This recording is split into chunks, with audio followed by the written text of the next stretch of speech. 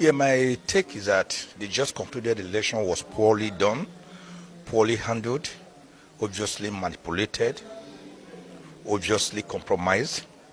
There's no question about that. That the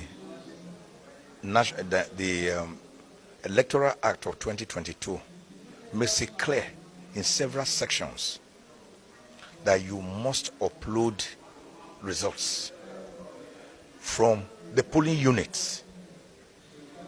And there are about 127,974 polling units in Nigeria. The constitutional requirement is that you must upload results from these polling units. But what we saw was INEC resorting to manual, mutilating results, shutting down their portal for over 24 hours, during which time all the doctoring and surgical operations had taken place. The election was therefore not fair, it was not transparent, it was not genuine, it was not credible. And so the emergent president-elect is going to carry a very strong, heavy burden of legitimacy and lack of it on his neck like an albatross. It doesn't require even demonstrations or protests on the streets to drive home this point. The issue is a moral burden on him. And not only that, it is clear from the provisions of the Constitution,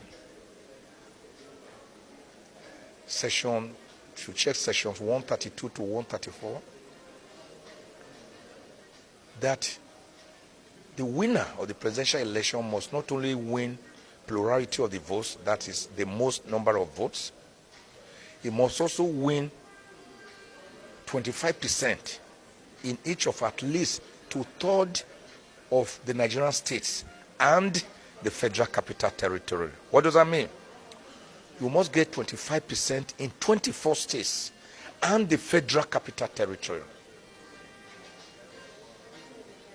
Asiwaju Bola Ahmed Tinubu did not score 25% in FCT. Well, I do not know, but even if he scored in 24 without scoring 25% in FCT, he could not and he should not have been declared president-elect, as INEC wrongly did. So all these are matters that must and will be challenged at the tribunals. From INEC, nothing positive can be expected from the present INEC as it is presently constituted. Nothing. For the judiciary, my advice to it is that in deciding this case, it must look critically at the justice of the matter, not at technicalities. It must look at the wishes of the Nigerian people as expressed through the polls, not technicality. I do not want a judiciary. I have already said many times that Nigeria does not operate democracy, which was a word coined or defined by Abraham Lincoln, a former American president, on the 19th of November, 1863, that we do not operate democracy, but we operate many crises which are not demo. One of them, I said, is judocracy. Judocracy is a warped, corrupted form of democracy in which a president or a governor is put up through a fundamentally flawed process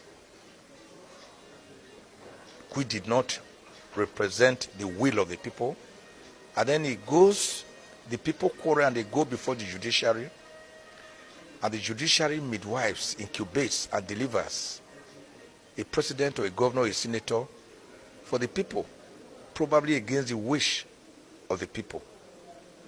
I call it judocracy.